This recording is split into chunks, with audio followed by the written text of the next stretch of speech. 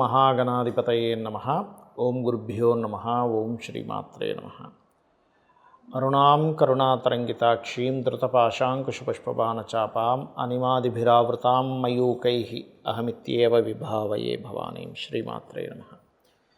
మనం ఈరోజు వార ఫలితాల్లో 13వ తేదీ నుంచి 19వ తేదీ వరకు ఉన్నటువంటి గ్రహస్థితి ఏ విధంగా ఉంది. 13వ తేదీ మనకి చంద్రుడిని కనుక తీసుకుంటే మకరంలో ఉండి 19వ తేదీ కల్లా మేషంలో సంచరిస్తుంటాడు. అదేవిధంగా మిగతా గ్రహాలు రాహువు, కేతువు, కుంభంలో రాహువు, సింహంలో కేతువు మనకి ఈ యొక్క జూలై మాసంలో జూలై 13 నుంచి శని వక్ర గతి కూడా జరుగుతుంది, గుర్తుపెట్టుకోండి. అదేవిధంగా గురువు, రవి మిథునంలోని, శుక్రుడు వృషభ రాశిలోని, ఈ యొక్క రవి 16వ తేదీ మధ్యాహ్నం తర్వాత నుంచి కర్కాటకంలోకి వస్తున్నాడు. బుధుడు కూడా అక్కడ ఉన్నాడు. అదేవిధంగా కుజుడు, కేతువు సింహంలో కలిసి ఉన్నారు. ఈ యొక్క గ్రహస్థితిని అనుసరించి ద్వాదశ లగ్నాల వారికి, లగ్నం తెలియని వారు రాశి నుంచి హ్యాపీగా చూసుకోవచ్చు, అందులో ఎటువంటి అభ్యంతరం లేదు. వారికి ఎటువంటి ఫలితములు జరగనున్నాయి, ఏ విషయాల పట్ల కాస్త జాగ్రత్తగా ఉండాలి అనేటువంటి విషయాలు చెప్తుంది నేనైనప్పటికీ కూడా చెప్పేసింది సాక్షాత్ లలిత అమ్మవారిగా భావిస్తూ ఒక్కొక్కరి గురించి తెలుసుకుందాం. సింహలగ్నము, సింహరాశి. సింహం వారికి ప్రస్తుతం ఉన్నటువంటి గ్రహస్థితి, లగ్నంలో కుజుడు, కేతువు ఉన్నందుకు కొంత స్ట్రెస్ అనేటువంటిది ఉంటుంది. దీనికి మీరు చక్కగా గణపతిని, సుబ్రహ్మణ్యేశ్వర స్వామి ఆరాధన చేయండి. అయితే మీరు ప్రధానంగా ఈ 13వ తేదీ నుంచి 19వ తేదీ వరకు ఉన్న గ్రహస్థితిలో 14, 15 తేదీలు ఎట్టి పరిస్థితుల్లోని పార్ట్నర్షిప్స్లో ఇన్వెస్ట్మెంట్స్ చేయకండి. అలాగే 16, 17 తేదీలు మాత్రం ఏదైనా ప్రాపర్టీస్ కొనుగోలు చేయడానికి అనుకూలంగా ఉంది చెప్పాలంటే. ఈ యొక్క 18, 19 తేదీలు కూడా వివాహ నిర్ణయాలు, ఏదైనా ప్రాపర్టీస్ తీసుకోవడం, ఇన్వెస్ట్మెంట్ చేయడం, ఇటువంటి విషయాలకు దూరంగా ఉండడం మంచిది. ఇక ధనాధిపతి అయినటువంటి బుధుడు 12వ స్థానంలో ఉన్నందుకు ఇంపోర్ట్ ఎక్స్పోర్ట్ లేదా ఏదైనా వ్యాపార మూలకంగా ధనయోగము, ఖచ్చితంగా మీరు చేస్తున్నటువంటి ఉద్యోగంలో కొంతవరకు ఫైనాన్షియల్గా కొంతవరకు రావడం, లేదా మీరు ఏదైనా మార్కెటింగ్ రంగాల్లో ఉన్నట్లయితే ఆ యొక్క రంగాల్లో మీరు చేసిన బిజినెస్ వల్ల కొంతవరకు మీకంటూ ఒక షేర్ రావడం అనేటువంటి చాలా బలంగా చూపిస్తుంది. కొంతవరకు ఈ 3వ స్థానాధిపతి 10వ స్థానంలో ఉన్నందుకు స్త్రీల మూలంగా కొంత మీరు చేసే ఉద్యోగంలో కొంత ఇబ్బంది అనేటువంటిది ఎదుర్కొంటారు. అలాగే సంతానం అభివృద్ధి, వ్యాపార అభివృద్ధులు చక్కగా చూపిస్తున్నాయి. కాకపోతే సప్తమంలో రాహు ఉన్నందుకు విదేశీ సంబంధాలు కుదరడం ఇటువంటివి ఏర్పడతాయి. అయితే ఇక్కడ సప్తమంలో రాహు ఉంటూ శని యొక్క సంచారం వెనక్కి వస్తుంది కాబట్టి చాలా జాగ్రత్త తీసుకోవాల్సిన అంశాలు ఏమిటి అంటే వివాహ నిర్ణయాలు, పార్ట్నర్షిప్స్, అదేవిధంగా మీ యొక్క జీవిత భాగస్వామి యొక్క హెల్త్ విషయంలోని చాలా జాగ్రత్త తీసుకోవాలి. కళారంగాల్లోని, బ్యూటీ రిలేటెడ్, ఫ్యాషన్ రిలేటెడ్ ఇటువంటి రంగాల్లో ఉద్యోగ ప్రయత్నాలు చేసేటువంటి వారికి చాలా బాగుంటుంది. ఏకాదశంలో రవి, గురువులు ఉన్నారు. 16వ తేదీ గురువు మారిపోతున్నాడు. అయినప్పటికీ ఆ మొదటి వారం 2-3 రోజులు మాత్రం కొంచెం మీకు ఏదైనా ఉద్యోగ సంబంధంగా ప్రమోషన్స్ కానివ్వండి, కొంతవరకు గ్రోత్ కానివ్వండి, పేరు ప్రఖ్యాతలు కానివ్వండి, ఇటువంటి వాటికి చాలా చాలా అనుకూలంగా ఉంది. మీకే కాకుండా మీ యొక్క సంతానానికి కూడా, సంతానం కోసం చేసే ప్రయత్నానికి కూడా ఇది ఫలిస్తుంది. ఇక మీరు నిత్యము చేయవలసిన దేవతారాధన సుబ్రహ్మణ్యేశ్వర స్వామిని, గణపతిని, దత్తాత్రేయుడిని ఎక్కువగా ఆరాధించండి. నవగ్రహాల్లో కుజకేతు గ్రహాల దగ్గర, శని రాహు గ్రహాల దగ్గర దీపారాధన చేయండి. గోవులకి క్యారెట్స్, బెల్లము, గ్రాసము తినిపించండి. అన్ని విధాలు బాగుంటుంది. చాలామంది బ్లాక్ మ్యాజిక్స్ జరిగాయి, మా లైఫ్ అందుకే ఇలా అయిపోతుంది అని బాధపడుతూ ఉంటారు. ఒక విషయం మీరు గుర్తుపెట్టుకోవాలి, అసలు బ్లాక్ మ్యాజిక్ జరిగినప్పుడు ఎటువంటి సిమ్టమ్స్ ఉంటాయి మీకు, దాన్ని చాలా సునాయాసంగా ఎలా తగ్గించుకోవచ్చు, మరీ తీవ్ర స్థాయిలో ఉంటే అలా చేయొచ్చు, చెప్తానండి మీకు. ఇక్కడ బ్లాక్ మ్యాజిక్ అనేటువంటిది ఒకప్పుడు చేసినంత సాధన పరంగా ఇప్పుడు ఎవరు లేరు చేసేవాళ్ళు, చాలా తక్కువ మంది ఎక్కడో ఉంటారు, ఒకరిద్దరు. కాబట్టి మొట్టమొదటిగా మీరు అపోహలో ఉన్నారా బ్లాక్ మ్యాజిక్ జరిగిందని, లేకపోతే నిజంగానే జరిగిందా అనేటువంటిది తెలుసుకోవాలంటే మీకు నడుస్తున్న మహాదశ చాలా ప్రధానం.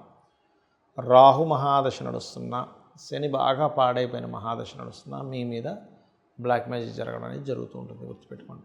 ఇది మీ మీద జరిగిందా లేకపోతే మీకు తెలియకుండానే ఒక నెగటివ్ ఎనర్జీ మిమ్మల్ని పట్టుకుందా అన్నప్పుడు అది కూడా జరుగుతుంది. ప్రతిసారి ఇంకోరెవరో చేయాలని రూల్ లేదు, గుర్తుపెట్టుకోండి. ఒక్కొక్కసారి సమ్ నెగటివ్ ఎనర్జీస్ మీరు నివసిస్తున్న ఇంట్లో కావచ్చు, మీరు చేస్తున్న పనుల వల్ల కావచ్చు, మీరు తిరుగుతున్న ప్రదేశాల వల్ల కావచ్చు, ఒక్కోసారి నెగిటివ్ ఎనర్జీ వస్తూ ఉంటుంది.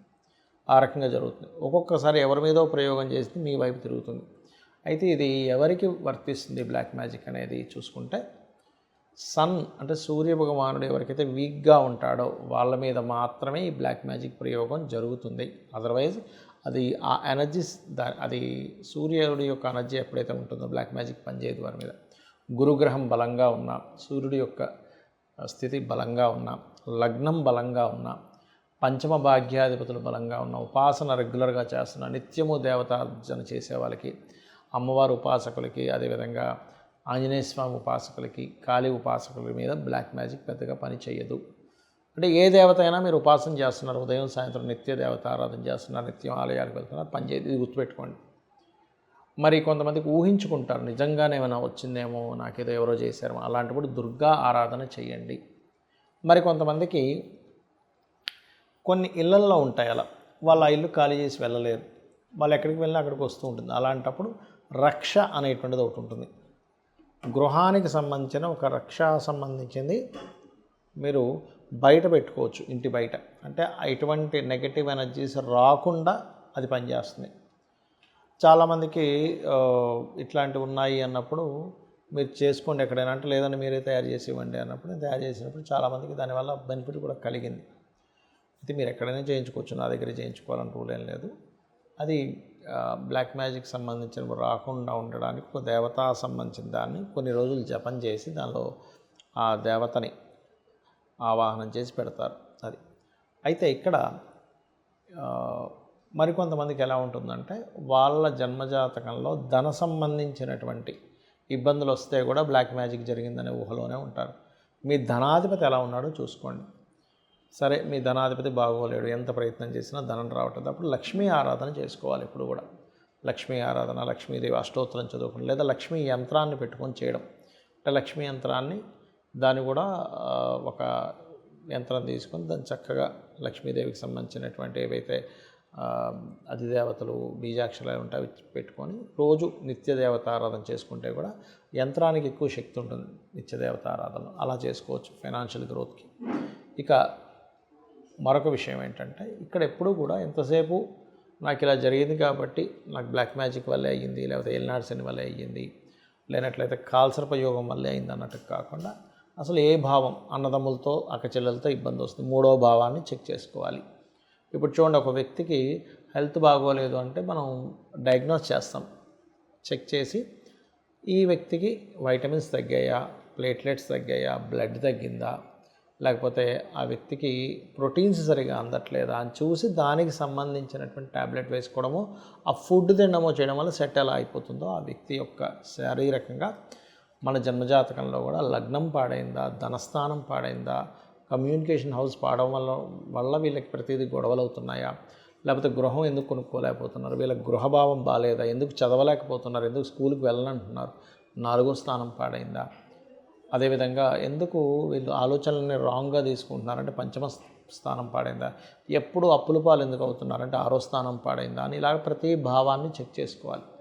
ఆ రకంగా వివాహం అవ్వట్లేదు అంటే 7వ స్థానం, అన్ఎక్స్పెక్టెడ్ థింగ్స్ ఎక్కువగా జరుగుతున్నాయి అంటే 8వ స్థానం, అదేవిధంగా బ్యాంకింగ్ ట్రాన్సాక్షన్స్ విషయంలో ప్రతిసారి ఏదో ఒక ఇబ్బంది అవుతుందండి, పెద్ద పెద్ద మొత్తంలో ధనం ఇబ్బంది పడుతుంది, తండ్రికి ఇబ్బంది అవుతుందని 9వ స్థానం, కెరియర్లో రాణించట్లేదు 10వ స్థానం, వ్యాపారంలో రాణించట్లేదు 11వ స్థానం, ఇన్వెస్ట్మెంట్ చేసిన ప్రతి ఇన్వెస్ట్మెంట్ డెడ్ ఇన్వెస్ట్మెంట్ అవుతుంది 12వ స్థానం. ఇలాగా ఒక్కొక్క భావము, ఒక్కొక్క లగ్నానికి ఒక్కొక్క గ్రహం సంబంధం ఉంటుంది.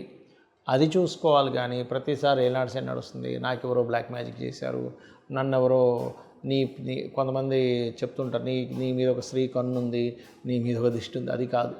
అది ఉంటాయి, ఉండవని నేను అనట్లా.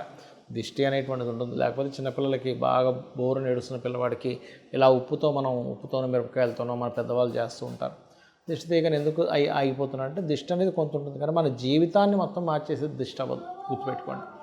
అయితే ఒకవేళ సరే మీకు ఎక్కువగా దిష్టి పడుతుంది, సన్ వీక్గా ఉన్నాడు, నిజంగానే అలా జరుగుతుంది అనుకుందాం, అప్పుడు చక్కగా మీరు బయట ఇందాక నేను చెప్పినట్టుగా రక్ష, ఎటువంటి బ్లాక్ మ్యాజిక్స్ జరగకుండా ఉండే రక్ష, మరియు అదేవిధంగా బయట మీరు గుమ్మడికాయతో చేసినటువంటిది ఒకటి, గుమ్మడికాయని బయట పెట్టుకుంటారు దిష్టి తగలకుండా ఇంటికి కూడా, అలాంటివి పెట్టుకోవడము, నిత్యము దీపారాధన ఇంట్లో చేయడము చేస్తే కూడా అది క్లియర్ అయిపోతుంది. దాని గురించి ఏం టెన్షన్ పడాల్సిన అవసరం లేదు. అయితే ఒకటి, మీరు నిత్యము అమ్మవారి ఆరాధన లేదా విష్ణు ఆరాధన చేయండి, ఖచ్చితంగా మీ జీవితం బాగుపడుతుంది. శ్రీమాత్రే నమః.